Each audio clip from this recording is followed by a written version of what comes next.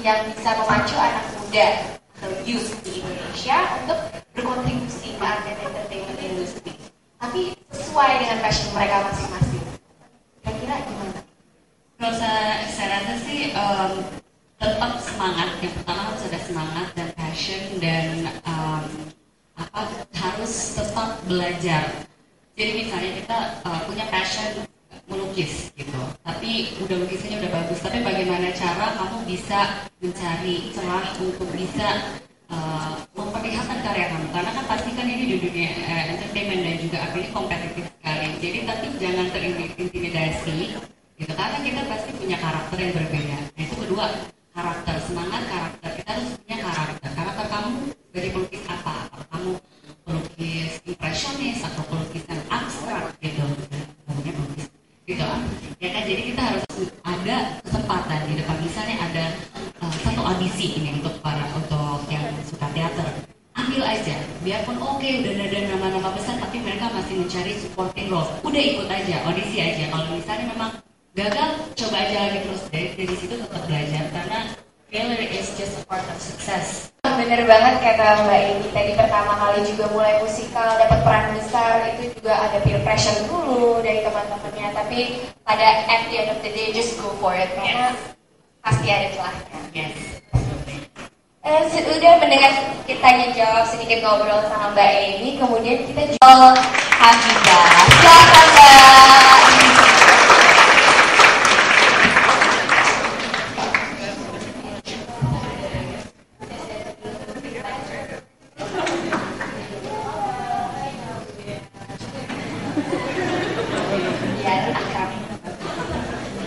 Silakan buka dulu Mbak Fiza. Sebelumnya aku nanya lagi, kira-kira enaknya dipanggil Mbak Fiza, Kak Fiza, Ibu Fiza mungkin, atau gimana? Fiza aja kali ya.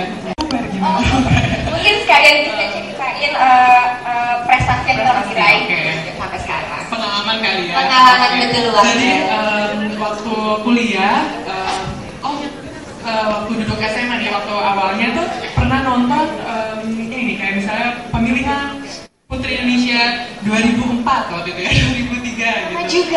Lama juga gitu. Nah biasa anak-anak SMA kan pas nonton ini keren banget, terus kayak luar biasa ya perempuan itu. Jadi di situ saya mulai bermimpi mau jadi Putri Indonesia gitu, kira-kira bisa nggak ya gitu kan, seperti itu. Nah berada di awal mimpi, terus pas kuliah karena belum percaya diri ya waktu itu ya, gimana caranya supaya bisa meningkatkan percaya diri, ikutan Abang None gitu ya, ikutan Abang None Jakarta Timur waktu itu, terus masuk jadi finalis. Setelah itu tahun 2009 di saat sudah siap ikut jadi Putri Indonesia, dan alhamdulillah menang menjadi juara 2 waktu itu tahun 2009. Kemanapun misalnya kayak di Cina, di Jepang atau segala macam itu, kita itu kemanapun kita pergi menjadi representasi dari negara kita gitu. Jadi ketika kita berperilaku dan segala macam itu pasti dinilai, oh ini Indonesia. Jadi kalau kita salah sedikit, Indonesia tuh nggak banget ya gitu. Nah jadi peranan kita itu ini banget tuh. Kayak misalnya waktu di Cina itu saya performance tari nandang ganjen, tari Betawi seperti itu kan. Nah karena seluruh miss di situ itu tuh 70-nya itu hampir 60% yang menari ya, tari ala Hawaii apa segala macam. Saya berpikir bahwa wah ini semuanya bagus nih gitu. Gimana caranya kreatif-kreatifnya kita kayak strategi perang gitu, supaya juri tuh melihat gitu, teman-teman tuh kayak nggak pernah lupa sama Indonesia. Jadi waktu itu saya pakai baju encim yang nandang ganjen gitu, memang tariannya agak genit ya, tarian Betawi itu.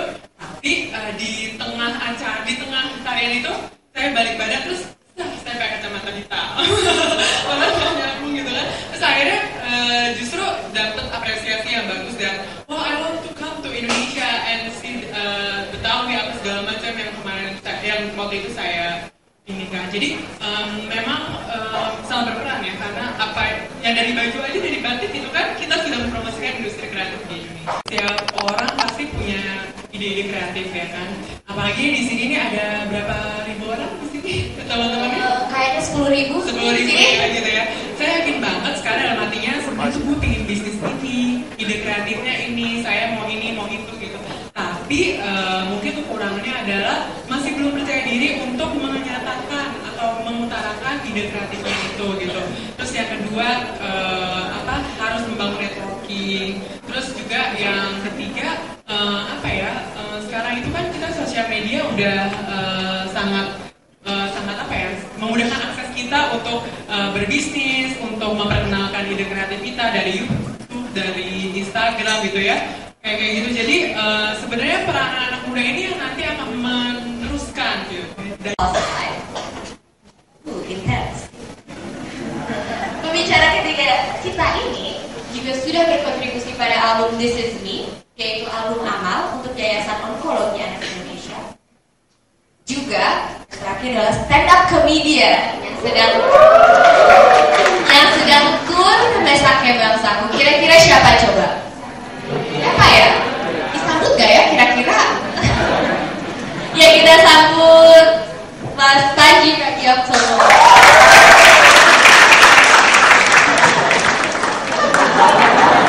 Ya silakan naik Mas Panji.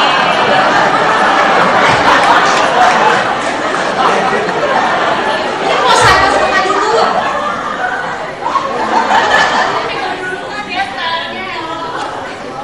Aku disapa juga dong. Ya silakan duduk. Kakak-kakak sekalian. Kuliah, saya baru sadar bahwa ternyata saya ini suka ngomong, pintar ngomong, dan kuat ngomong lama.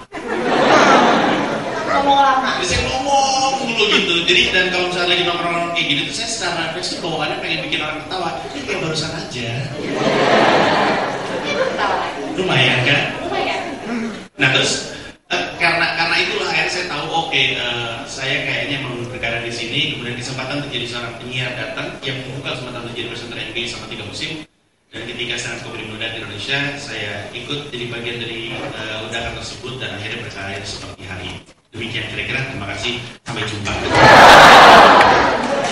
Saya ada pertanyaannya. Masih ada 4 album, tapi teman-teman tidak mungkin mendengar atau nonton saya di Dahsyat. Mungkin sekalian cerita di balik karya-karya ini, Mas. Boleh. Kenapa saya nggak pernah, saya ngerap tapi nggak pernah ada di Dahsyat? Karena lagu-lagu saya sosial politik. Nggak cocok aja sama joget-joget kucek-kucek yang itu nggak nyambung gitu. Jadi ya percuma nggak sama masuk situ. Kan joget gitu kan? Kayak nggak nyambung kalau temanya sosial politik gitu. Kemudian saya juga nulis buku, mungkin masuknya ke sastra. Dan juga saya seorang stand up comedian. Saya main film, tapi kecil-kecilan sekali. Jadi cuma colongan-colongan aja, kan nggak enak hati saya itu. Iya begitulah. Iya, colongan aja deh. Nah terus kayak gitu, di balik karya-karya tersebut sebenarnya orang selalu nanya, lu sebenarnya pengen jadi apa sih Ji?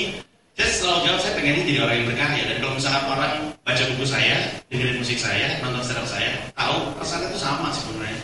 Semuanya adalah positif outlook terhadap Indonesia. Cuman sebuah ajakan untuk melihat Indonesia dengan lebih positif. Kenapa saya peduli sama itu? Karena saya enggan untuk menerima anggapan bahwa Indonesia kalah baik dari negara lain. Karena saya pernah keluar negeri, saya pernah keliling Indonesia, dan saya tahu persis yang menghalangi Indonesia untuk jadi negara yang kita dambakan pada zaman dulu. Atau gini deh, sekarang kalau kita bilang apa sih yang membanggakan dari Indonesia, hampir semua akan bilang, oh kekayaan tradisinya, kekayaan seninya, tari budaya segala macam itu kan semua karya, teater, terus udah gitu musik, terus udah gitu patung, lukis, itu kan sebenarnya karya.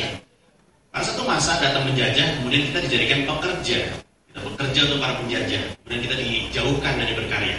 Setelah merdeka, hari ini kita jadi banyak, ya nggak semuanya, banyak di antara kita jadi bagian dari generasi yang nggak yakin mau berkarya, takut. Takut apa? Takut gagal, takut jelek, takut malu. Padahal pola pikir takut jelek, takut gagal, takut malu itu sebenarnya adalah pola pikir yang memalukan. Apalagi ingat pada zaman kita berjuang dulu. Pendahulu kita umurnya, kalian mungkin umur berapa? Umurnya berapa sih? 17, 19, 20? 20 mungkin.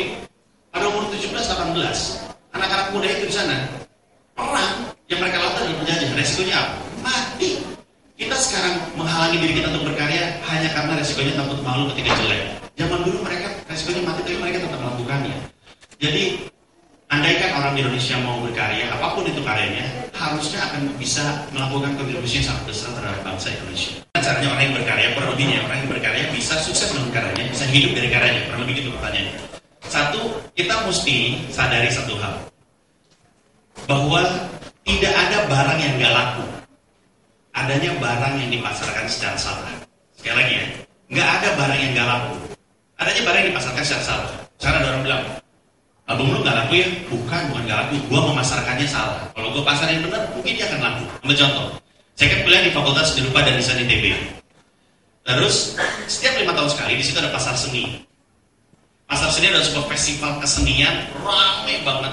Semuanya pada tumpah ruah ke ITB, satu kampus tuh jadi sebuah area festival. Terus semua orang pengen pulang bawa sesuatu dari pasar seni, cuman masalahnya adalah biasanya lukisan gede-gede, mereka pengen bawa sesuatu yang kecil gitu, yang enaknya jadi bawa pulang.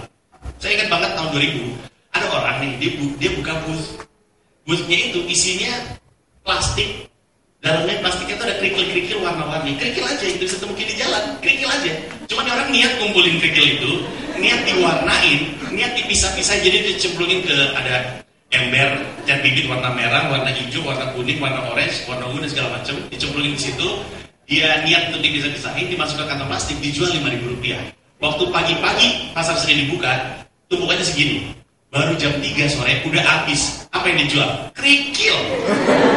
Bayangin, kalau kita sudah anjing, coba lu jual kerikil segini, habisin dalam 1 hari, bingung kan kita? Tapi dia sih, saya lupa bahkan orangnya siapa ya, pasti senior saya. Dia bisa menjual kerikil, karena kerikil aja bisa dibikin laku. Cuma masalah bagaimana cara dia memasarkannya aja. Dia tahu orang pengen ke pasar seni pulang bawa sesuatu, harganya juga cuma Rp5.000. Pada saat itu karena ambiensnya adalah pasar seni, lucu ya warna-warni, dia beli Rp5.000, murah gitu. Sampai depan juga dia bingung mau ditaruh di mana. Berhenti.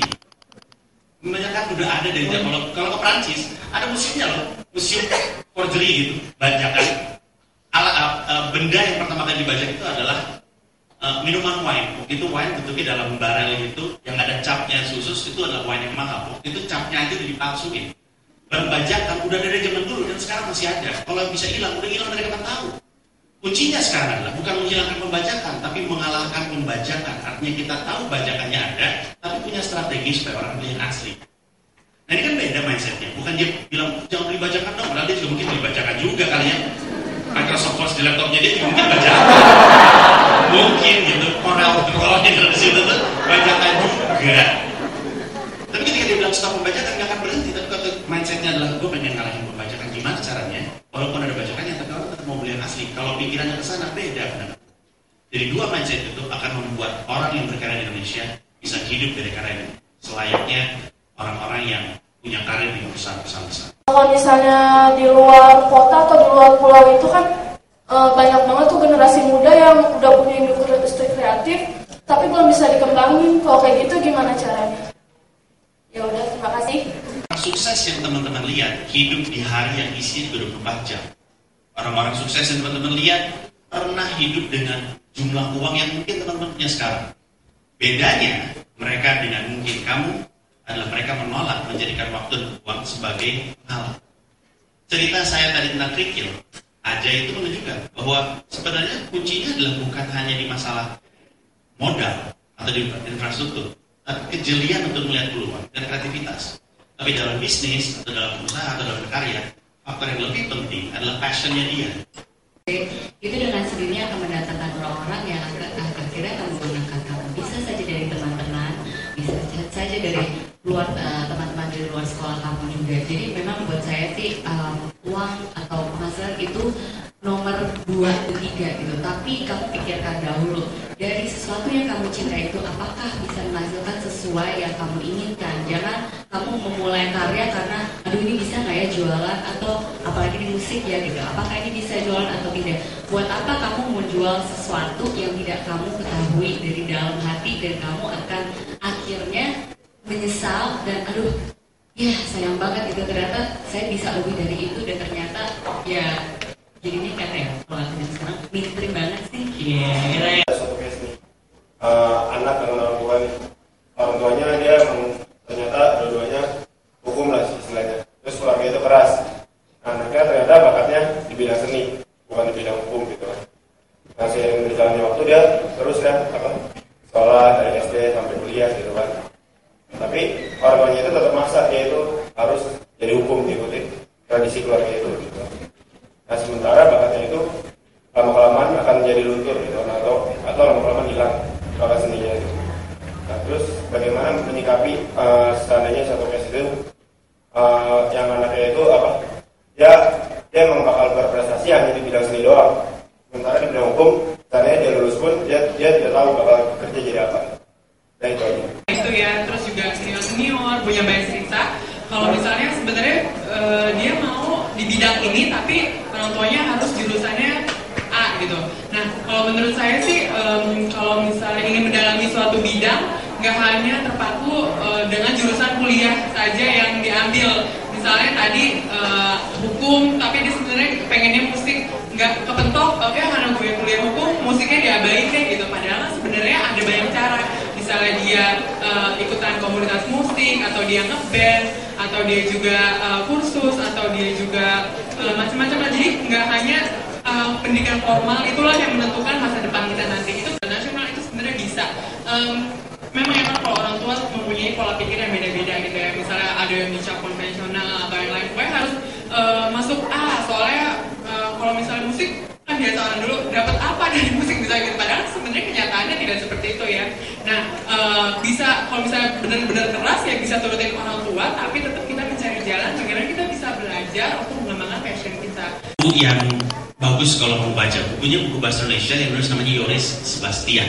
Bukunya namanya Creative Junkies. Di dalam itu diajarkan tentang bagaimana caranya kita tetap menjalankan aktivitas kita sehari-hari tapi passion tidak ditinggalkan. Dia sebut namanya teori 70-20-10. 70% dari waktu dan resource kita dilakukan untuk sesuatu yang aman dan sehari-hari. Dalam hal ini kuliah hukum. 20% dari waktu dan resource kita dipakai untuk mengejar passion. Dalam hal ini mungkin musik. 10%-nya adalah untuk mengeksperimen, nyobain sesuatu yang baru. Kenapa ini penting? Karena lama-lama kalau memang kamu bagus dalam apa yang kamu lakukan, passion kamu, lama-lama dia akan membesar. Dia akan memberi penghasilan, dia akan mulai ngasih bukti kepada orang tua. Karena orang tua saya kan cuma itu. Kalau misalkan saya ngomong ke SMA, Bu, aku mau jadi pelawak. Ibu saya, apa sih lu? Jadi pelawak, pakai kursi pisang gitu, dan jatuhan gitu. Nggak akan percaya. Tapi karena pada akhirnya saya menunjukkan, lama-lama saya nggak minta uang bulanan, lama-lama saya nggak minta uang kuliah, lama-lama saya selesaikan kuliah saya sendiri. Buktinya nongol dengan sendirinya. Nah 70-20-10 ini detailnya ada di dalam buku tersebut, baca aja, bukunya bagus sekali.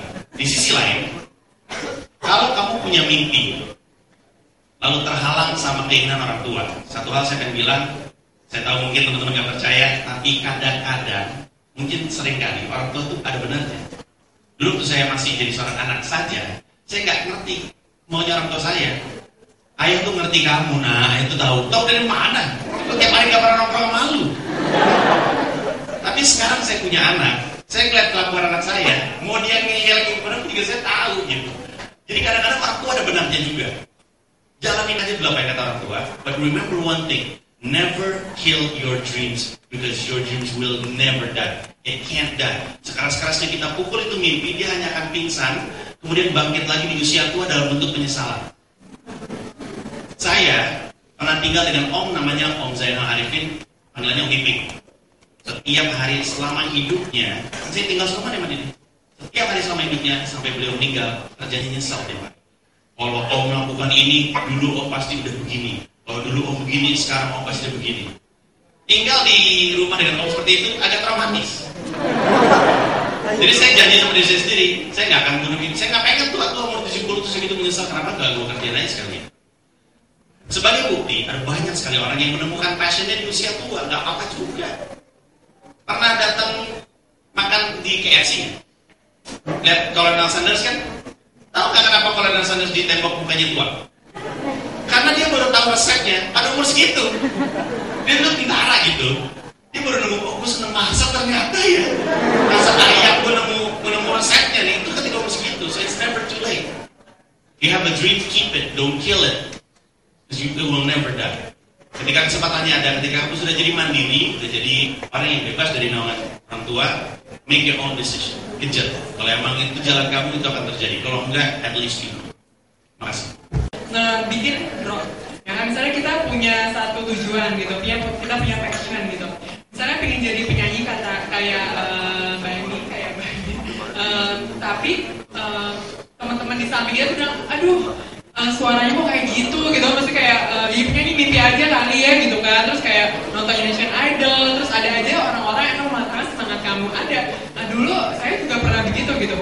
Dulu pernah ngomong waktu itu sama senior di kampus, kira-kira bisa nggak ya ikut Putri Indonesia? Ya ampun, mimpi banget loh ikutan Putri Indonesia, bisa kayak gitu. Ya nggak, pasti teman-teman di sini juga punya pengalaman mungkin pengen jadi apa pasti dipatahkan. Dan itu tuh rasanya memang drop banget gitu. Tapi dari negatif itu tuh langsung dibalikin jadi positif bahwa lihat nih, kalau misalnya bener gue nggak bisa, itu berarti dia menang. Kalau misalnya kita bisa membuktikan gitu bahwa kita bisa, itu pasti nanti akan menjadi kita tuh akan bersyukur sekali dan merasa bukan bener kan ternyata gue bisa. Dan ada banyak reaksi negatif, itu kan lebihnya. Atau negatifnya apa?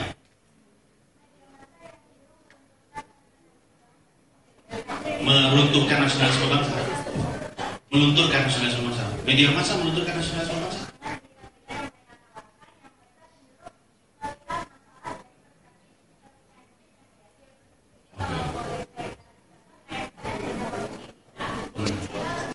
Apa tadi? Saya ngerti maksudnya. Suatu hari saya pernah diwawancara di RRI. RRI kan siarannya nasional. Terus ada seorang anak muda, dia dari Makassar. Terus dia nelpon, dia bilang, "Kapan Ji? Saya bingung dengan anak muda Indonesia. Di sekitar saya anak-anak muda Indonesia mabuk-mabukan, seks bebas, hedonisme. Gimana nih caranya kita membuat anak muda Indonesia berprestasi?" Tahu nggak jawaban saya sama si anak muda yang ada di Makassar ini? Ya Radin, saya bilang, anak muda sekitar saya sih berprestasi. Kayaknya kamu mesti ganti pergaulan. Tapi dia sudah bilang di sekitar saya lagi ngomong-ngomong, kayaknya lagi salah gaul deh. Kayaknya mesti keluar dari lingkungan itu. Karena di luar sana banyak banget anak-anak Indonesia yang keren-keren. Emang perspektif itu bisa melihat bisa membuat kita melihat masalah itu jadi beda banget. Nah cuma saya dari kecil, karena saya gampang dibohongin, saya gampang sekali dibohongin. Ibu saya pernah bilang, Mas Panji, biar kamu gak gampang dibohongin, kalau kamu dengan sesuatu, cek dulu sama orang lain. Sampai sekarang, kalau saya baca koran, baca artikel, saya gak pernah diam hanya di artikel itu. Saya selalu cross check. Kenapa? Karena kalau di politik, beberapa media massa itu latar belakangnya adalah partai politik juga. Jadi kita gak pernah tahu gitu. Untuk tahu ini benar atau enggak, saya mesti cross check. Nah, kita, kalau melihat yang kayak gitu-gitu, kita punya dua pilihan. Kita bisa percaya itu, dan membiarkan itu mendera kita, dan membuat kita menghambat dalam berkarya. Atau kita bisa bilang ini sebenarnya gak relevan juga sama gue sebenarnya. Gue jalan aja dengan yang gue ingin lakukan.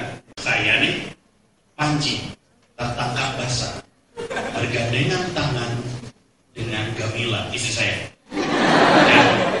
Sama Panji, tertangkap basah, gandengan sama Amy. Dua-duanya dari koran yang berbeda. Yang orang beli koran yang mana? Yang sama Amy kan? Emang itu orang-orang itu. Padahal kan yang satu lagi kabar baik, lagi gandengan sama istri gitu, gandengan, gitu besar. Orang tetap beli yang ini, kenapa? Karena memang kita menemukan kebahagiaan ketika kita melihat ada orang lain sedih. Gak percaya kan? Gak percaya. Kamu pikir aku bohong. Kenapa kamu ketawa kalau nonton Donald Bebek? Kenapa? Karena Donald Bebek lagi sial. Bener kan? Dibandingkan Mickey Mouse dan Donald Bebek, siapa yang lebih lucu? Donald Bebek. Kenapa? Karena Mickey hidupnya ada masalah. Donald Bebek bermasalah mulu. Entar sama si Tutup, entar sama Gobel Bebek, sama 3 ponakannya quick-quick gitu. Tapi karena dia sial dan dia ngomel-ngomel, dia jadi lucu. Sama. Kenapa orang suka baca infotainment, nonton infotainment, baca tabloid itu adalah karena buat mereka itu membuat mereka bahagia gitu. Nah untuk kita yang bisa bahagia tanpa harus menginjak kesedihan orang lain, nggak mau kayak gitu-gitu. Kita jalan aja dengan apa yang kita percaya. Sekian, terima kasih. Terus sampai salah orang itu sebenarnya apa sih yang salah dari bangsa ini? Karena saya lihat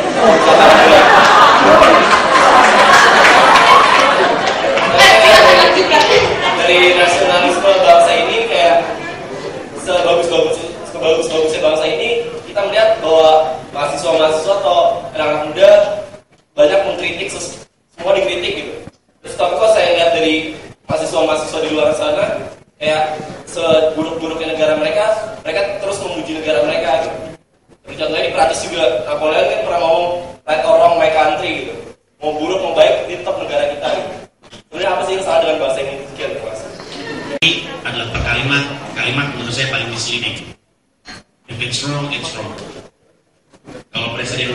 salah. Kalau bangsa kamu banyak melakukan kesalahan pembakaran hutan, salah. Kalau bangsa ini membiarkan orang hutan dibantai, pukul-pukulin untuk membuka lahan, salah. Cinta tuh boleh, tapi nggak boleh cinta buta gitu. Asik.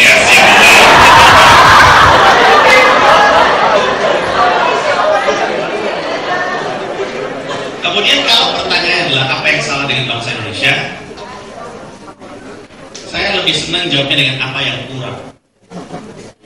Orang Indonesia senang banget ngobrol, benar kan?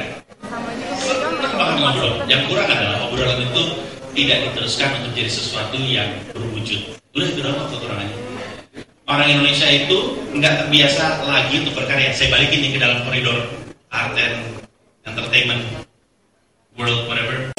Dari Mbak Firza, Mbak Amy dan Mas Fahmi sendiri melihat potensi peluang ini dan caranya yang seperti apa untuk Indonesia di segi industri ekonomi kreatif untuk mengkombinasikannya dari segi performing arts dan juga Indonesia itu sendiri untuk menjadi sesuatu karya yang tak kalah berkala saing dengan global yang sekaligus memiliki juga fungsi untuk promoting and preserve. Siti Nurbaya udah pernah dilakukan juga kan gitu. Jadi menurut saya sih terus aja untuk positif dan berkumpul dengan komunitas performing arts dan terus bertukar ide gitu, dan jangan takut juga untuk apakah nanti kita akan dipandang oleh dari negara lain gitu, apakah nanti akan biar terdengar, karena Broadway musical is not us gitu, tapi it's not. Sedikit lebih baik. Kalau kita pengen lebih baik harus ekstrim sekalian.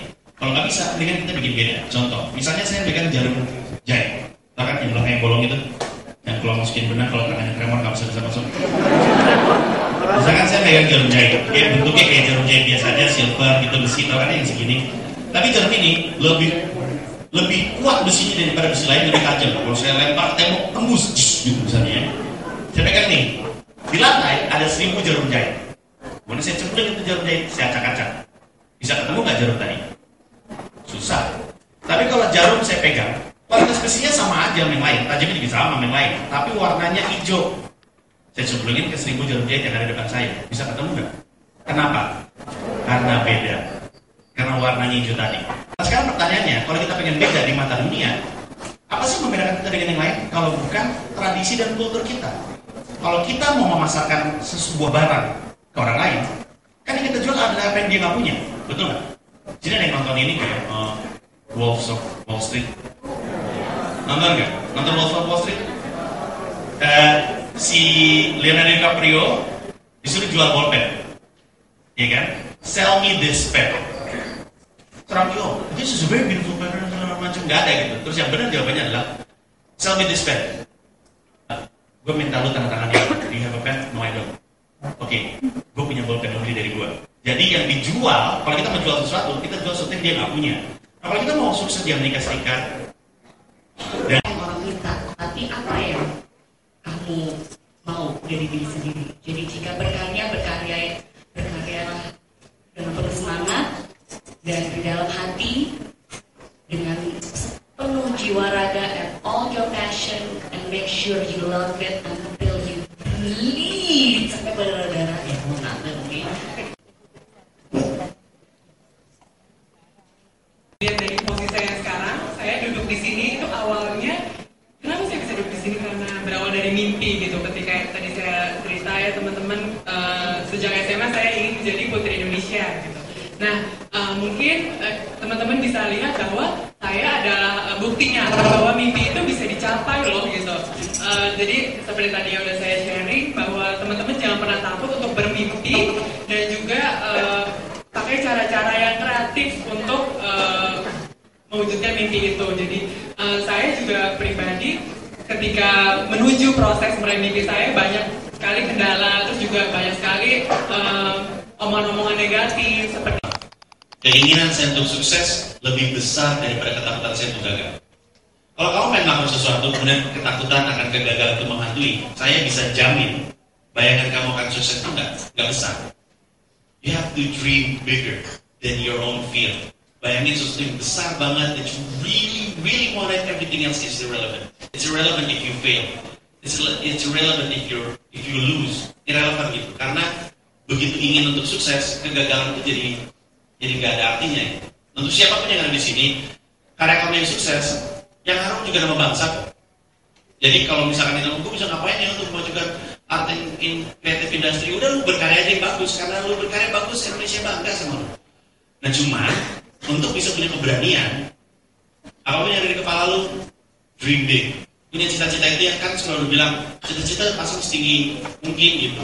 Kenapa? Karena kalau cuma setinggi tiang listrik naik tangga juga nyampe gitu. Tapi kita tuh butuh sesuatu dikejar, bikin punya bayangan yang besar, yang megah, yang begitu indah sehingga kamu akan kejar. Sehingga ketakutan kamu kalah besar dengan keinginan kamu untuk sukses. Sekian. Semuanya terus ingin mengejar passionnya dan memajukan industri kreatif di Indonesia, dan terlebih lagi semoga semuanya terinspirasi dari ketiga pembicara kita di depan ini.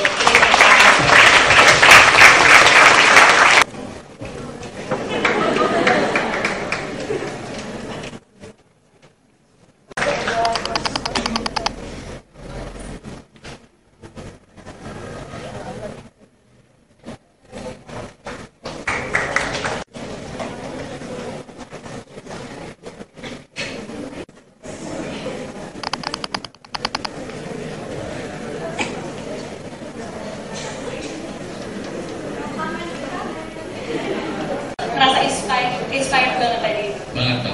Oke, next. Tepuk tangan dulu buat Ahmad. Cita-cita sih banyak ya, banyak juga. Indonesia tuh emang banyak banget kreativitas yang menarik kayak gitu. Kalau saat ini aku lagi mungkin gabung sama komunitas organisasi kreatif, khususnya di bidang IT kayak kreatif.com itu. Aku juga gabung di situ, ikut organisasi, ikut event-event yang mungkin bisa menginspirasi aku jadi lebih maju lagi.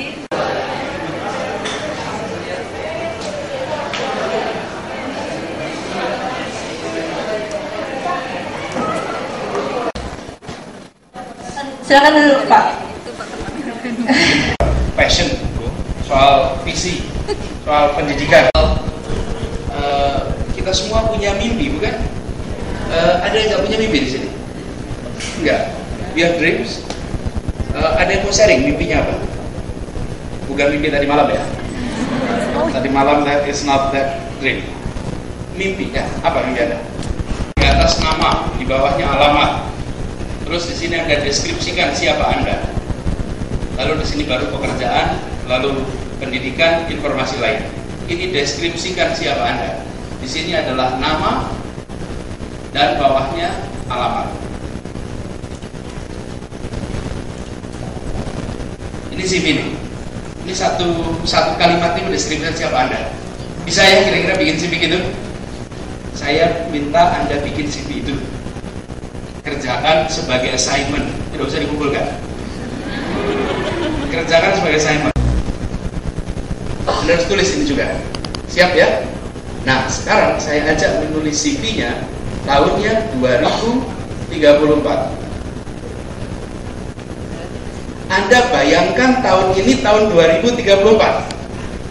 Tahun 15 sampai tahun 20. Apa yang kita kerjakan di periode itu? Anda harus bayangkan, bukan? So this is the assignment. Coba Anda kerjakan. Tidak usah dikumpulkan. Tapi politik, kalau partai politik kan partai, bukan? Tapi kebijakan is a product of a political decision. Semuanya. Jadi, nah kampus, bagaimana? Kampus harusnya menjadi tempat mendiskusikan kebijakan-kebijakan politik. Tapi bukan untuk bermain politik praktis. Ya, tapi jangan sampai diskusi politik di kampus jadi nggak boleh. Menurut saya justru diskusi politik boleh saja, seperti diskusi kebijakan-kebijakan yang lainnya. Jadi itu yang nomor satu ya, soal jadi kampus jangan disterilkan. Saya juga begitu, di kampus silahkan diskusi apa saja. Justru di kampus-kampus itu muncul pemikiran-pemikiran yang maju. Saya ini Anda bayangkan ya, misalnya Bung Hatta, udah sekolah tinggi-tinggi itu Bung Hatta itu. Di saat kita semua masih buta huruf tuh, Beliau pulang ke Indonesia tahun 32, doktorandus, sarjana ekonomi, di saat kita semua masih buta huruf. Kira-kira kalau Bung Hatta pandangannya seperti mayoritas kita sekarang, adalah saya ngurus diri saya sendiri saja, tidak mau memikirkan situasi politik dalam negeri. Saya bekerja untuk pemerintah Belanda, mudah-mudahan saya dan keluarga sejahtera. Oke? Yang urusan politik saya nggak mau ikut-ikut. Aduh nanti ditahan, aduh nanti diproses. Untung dia mengambil jalur yang sulit. Karena itu sekarang kita punya paspor warna hijau. Karena dia mau melakukan pilihan-pilihan yang banyak tidak mau melakukan. Dan hari ini kita juga punya persoalan yang hampir bersama. Jadi itu idenya jangan kita diam. Tapi siapa yang mau Anda dukung, wah itu urusan Anda. Saya nggak mau ikut-ikut. Ya, tapi jangan diam. Terus tadi ada pertanyaan soal, sebenarnya saya tadi sudah katakan, salah satu masalah terbesarnya. Nomor 1 tadi I-nya apa? Ini masalah, salah satu masalah terbesar di Indonesia. Kenapa saya katakan integriti penting? Nih teman-teman, ini boleh agak serius sedikit ya. Di negara yang dasarnya adalah otoritarianisme, pilarnya namanya rasa takut. Fear. Tanpa rasa takut, rejimnya tumbang. Betul kan? Indonesia juga pernah ngalamin, bukan? 97-98 rasa takut itu hilang. Begitu rasa takut hilang, apa yang terjadi? Rejimnya tumbang. Fear is the pillar. Untuk negara yang merdeka, pilarnya apa? Apa pilar negara merdeka? Yang membuat berjalan? Trust. Kepercayaan. Kepercayaan itu yang membuat masyarakatnya berfungsi. Misalnya, saya melakukan transaksi dengan Anda percaya saya, karena itu transaksi berjalan baik, bukan? Kita membuat aktivitas, bikin perjanjian, dihargai karena ada trust. Trust is key in an open, di negara yang merdeka. Bagaimana menciptakan trust? Dengan ada integritas. Bagaimana menegakkannya? Pakai penegakan hukum. Ini contoh, jadi itu salah satu. Trust level di kita tinggi rendah di Indonesia. Rendah, makin ke Jakarta makin rendah. Anda makin jauh ke daerah, trust levelnya makin tinggi. Dan makin ke Jakarta makin banyak, trust kita sangat rendah. Coba misalnya, kalau Anda di pinggir jalan, ada yang pakai jaket mahasiswa mengedarkan sumbangan, Anda percaya nggak itu? Loh, padahal kan dia box kan? Coba, Anda bayangkan kan trust level kita? Ada. Kalau mau mencoba juga beli sepatu baru pakai 2 Jumatan. Pasti timbul masalah baru kan? Jadi di situ menurut saya soal integrity is key. Jadi salah satu tantangan terbesar di Indonesia adalah integritas, dan itu dibangunnya dari rumah, dibangunnya dari sekolah. Jadi teman-teman, Anda bagian dari masa depan. Di masa depan berintegritas itu key. Kalau bahasa kerennya namanya korupsi di Indonesia merajalela. Korupsi itu saya mempercayai korupsi itu hanya symptoms, gejala. Penyakitnya integritas yang tinggi. Gejalanya korupsi yang tinggi. Tapi jangan mengobati gejalanya.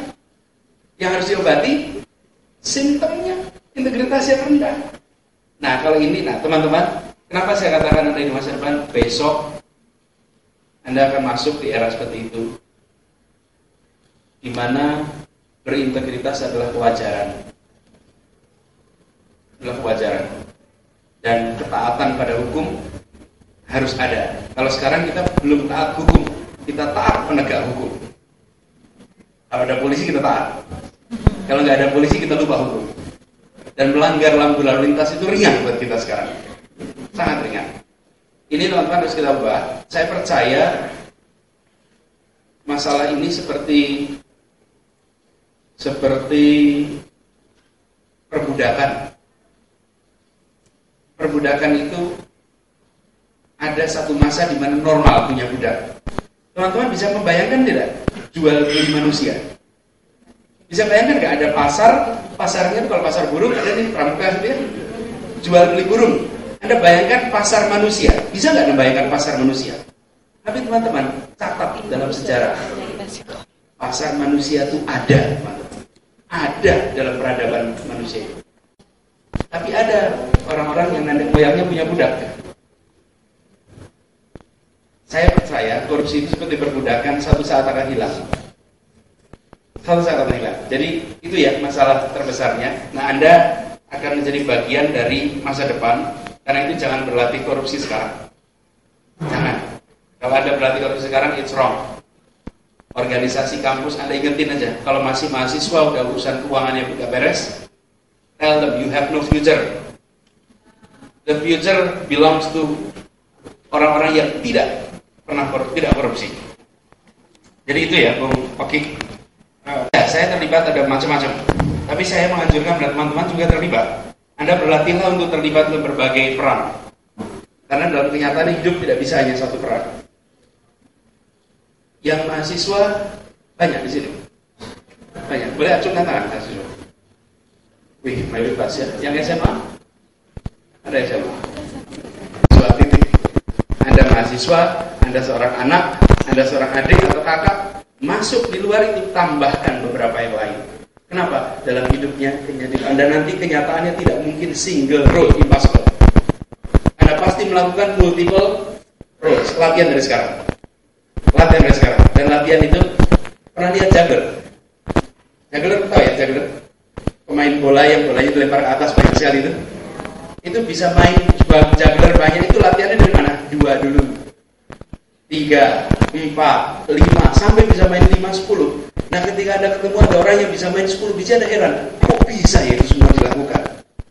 Ya karena dia terbiasa melakukannya, dan he can do it. Karena itu dari sekarang berlatihlah Anda untuk memiliki multiple roles. Supaya apa? Supaya Anda hadir di mana saja dan dimanapun itu Anda memberikan makna bagi lingkungannya. Pasti Anda memberikan makna bagi lingkungan. Tapi latihan dari sekarang. Ya, itu komentar. Kalau nggak salah pertanyaan itu ya buat Oki ya. Karena tidak menggunakan tidak iklan atau macam-macam, dapat angka kira-kira 3%. 3% itu kira-kira kalau di Indonesia sekitar 8 juta orang. Dengan relawan 26.000 dan dapat 8 juta orang. That is a lot of people. Jadi kita malah bersyukur menunjukkan bahwa masih ada orang-orang yang mau bekerja dengan baik untuk sebuah gerakan. Mungkin itu ya.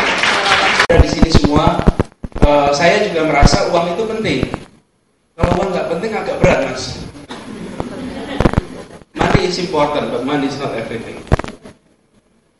There's so much money can do, kan? Itu iklannya gitu ya. Ada hal-hal yang nggak bisa diuangkan. Nah, saya merasa teman-teman di Indonesia hari ini terlalu banyak urusan mulia dirupiahkan. Hal-hal mulia dirupiahkan itu, istilah saya selalu mengalami devaluasi. Nilainya tuh turun karena dirupiahkan, karena itu jangan dirupiahkan. Coba kerja bakti kalau dirupiahkan, kayak apa? Jadi hilang. Karena itu banyak hal yang menurut kami jangan dirupiahkan, tapi dipertahankan sebagai kemuliaan. Itu sebab. Terus ciptakan masalah ya. Saya penasaran dan ingin tahu sekali apa sih masalah terbesar yang pernah dihadapi oleh seorang Anies Baswedan, dan apa satu hal yang bisa Mas kategorikan sebagai pencapaian hidup terbesar selama ini.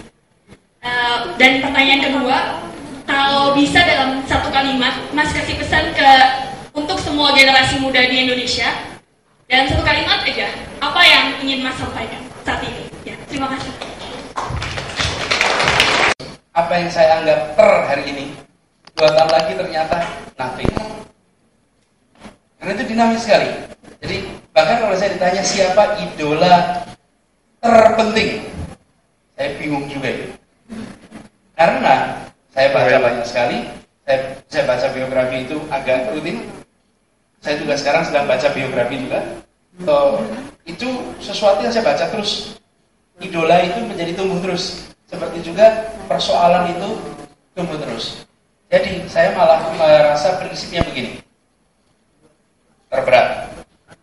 Masalah terberat. Yang saya anggap berat, mungkin buat Ajeng itu sangat ringan. Di sisi lain, apa yang buat Ajeng dianggap masalah berat, ternyata buat saya sangat ringan. Karena itu, untuk membuat masalah itu berat atau ringan, bukan dihitung masalahnya, beratnya, tapi caranya sering-sering mengangkat yang berat-berat. Di situ Anda akan merasakan yang ringan. Jadi kalau Anda menghindari masalah, maka ketemu sekali aja langsung galau, pusing, gelisah. Karena Anda, tapi kalau Anda sering menghadapi masalah, sering menghadapi berita yang membuat Anda down. Kalau Anda sudah ngalamin 10 kali dapat berita down, maka dapat yang ke-11 tuh, oh ya, akan ada solusi juga. Ya kan? Sering-seringlah menghadapi masalah, maka Anda akan merasa masalah itu ringan. Jadi, salah satu masalah misalnya, masalah terbesar ketika saya lulus SMP misalnya. Lulus SMP, mau melanjutkan SMA, NEM saya kurang untuk masuk di sekolah yang saya inginkan. Itu masalah terbesar. Pada waktu itu, wah rasanya dunia suram. Karena mau masuk SMA yang saya inginkan, gak bisa. Kalau dulu, saya angkatan pertama ada NEM loh. Sebelum itu belum ada NEM. Sebelum itu pakainya ujian masuk. Kalau ujian masuk kan kita usaha, kan? Kalau ini kan udah punya nilai, kita tahu kan bisa masuknya kemana, bukan? Udah gitu, pokoknya banyak masalah lah. Namanya juga angkatan pertama kan? Gak masuk. Wah, itu masalahnya besar betul hari itu. Hari ini saya menengok masalah itu, kalau saya tanya apakah itu masalah terberat dalam hidup saya, rasanya bukan. Ya kan? It was the biggest problem then. Now, it's not the biggest problem. Yaitu utuh nilai dan perbuatan, integritas lebih dari jujur dan berpihak pada kepentingan publik. Nah, di negara kita yang merdeka ini, kepercayaan itu adalah kuncinya. Maka dengan menegakkannya itu harus dengan integritas. Lalu juga tadi tentang leadership bisa saya quote, what makes you a leader is ada pengikutnya ya Pak. Lalu apa yang membuat orang mengikut kita adalah trust. Dan bagaimana caranya itu kita harus mempunyai kompetensi, integritas, intimacy, dan mengurangi self interest kita. Ya sekian.